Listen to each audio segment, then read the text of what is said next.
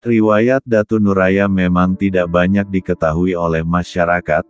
Kemunculannya pertama dan terakhir di daerah yang bernama Pantai Jati, Munggu Kerikil, Kabupaten Tapin sangat misterius.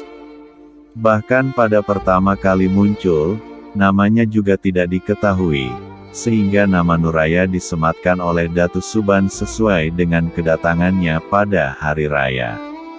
Dialah pembawa kitab Barencong yang kini terkenal. Legenda Datu Nuraya beredar dari mulut ke mulut, kini dia bermakam di Pantai Jati, Munggu Kerikil di Kabupaten Tapin, Kalimantan Selatan. Datu Nuraya juga dikenal dengan nama Syekh Abdul Muin, sebagian ada pula menyebut Syekh Abdul Jabar serta menyebut Syekh Abdul Rauf. Awal kemunculan Datu Nuraya, dalam kisah rakyat yang beredar, konon di Pantai Jati, Munggu Kerikil dekat Liang Macan, tetangga desa Tatakan tinggal seorang guru miskin, namun sangat dalam dan tinggi ilmu tasawufnya bernama Datu Suban. Karena kemiskinannya, Datu Suban dan istri hanya makan singkong setiap hari. Pada saat lebaran hari raya, Datu Suban kedatangan 13 muridnya, yaitu, Datu Murkat, Datu Taming Karsa, Datu Niang Talib, Datu Karipis, Datu Ganun, Datu Argi, Datu Ungku, Datu Labaiduliman, Datu Harun, Datu Arsanaya, Datu Rangga, Datu Galuh Diang Bulan dan Datu Sanggul. Ketika sedang menikmati hidangan yang disediakan tuan rumah, tiba-tiba datang seorang lelaki bertubuh sangat besar. Serta-merta mereka terkejut dan segera mengambil tombak dan parang untuk menghadang orang tersebut. "Assalamualaikum warahmatullahi wabarakatuh," kata orang besar, sambil mendekat. "Waalaikumsalam warahmatullahi wabarakatuh," jawab para datu yang tengah berkumpul. Lalu Datu Suban berkata kepada murid-muridnya bahwa orang yang memberi salam itu insya Allah akan berniat baik dan tidak membahayakan mereka. "Maaf, siapa saudara yang datang dan dari mana asalmu serta apa maksud saudara?" tanya Datu Suban. Si raksasa hanya menjawab dengan ucapan zikir, "La ilaha illallah." Setiap Datu Suban bertanya selalu dijawab dengan kalimat tauhid la ilaha illallah, hingga 7 kali ditanya dan dijawab dengan 7 kali zikir tauhid itu. Setelah 7 kali zikir tersebut, tiba-tiba raksasa itu ambruk dan tidak bergerak.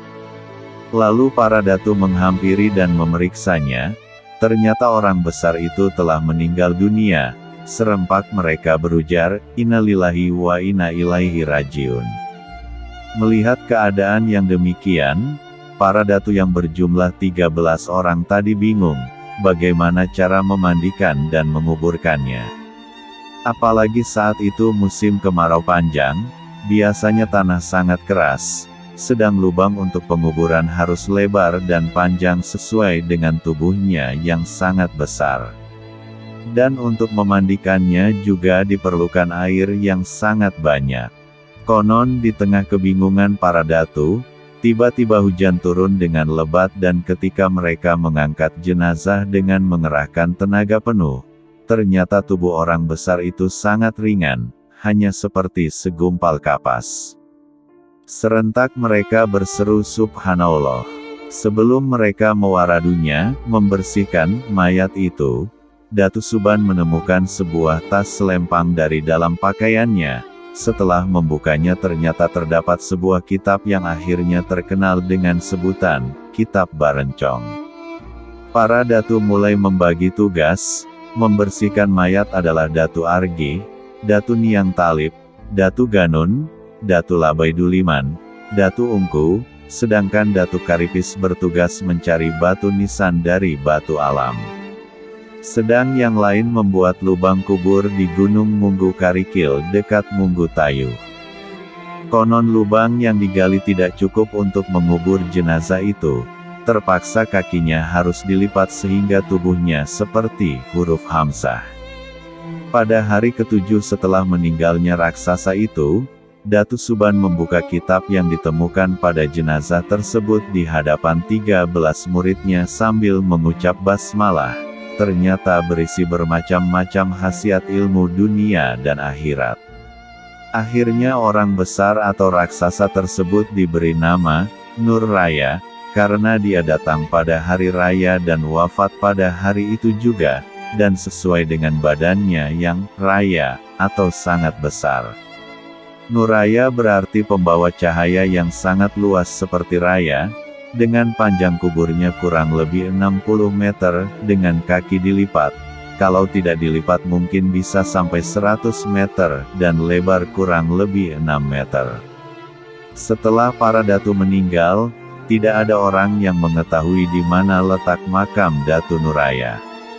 Namun beberapa tahun kemudian penduduk Munggu Tayu, Tatakan, ketika malam hari sering melihat cahaya yang memancar dari tanah di sekitar benteng Munggu Tayu naik ke atas langit. Salah seorang penduduk yang penasaran, berusaha mencari asal sumber cahaya tersebut, dan orang itu menemukan dua batu yang besar dengan jarak 45 meter lebih, dan persis seperti batu nisan yang menghadap ke arah kiblat. Penduduk tersebut bernama Basran yang bergelar Utuh Karikit. Sekarang makam atau kubah Datu Nuraya telah menjadi kunjungan para penziarah dari berbagai daerah, tak hanya Kalimantan Selatan.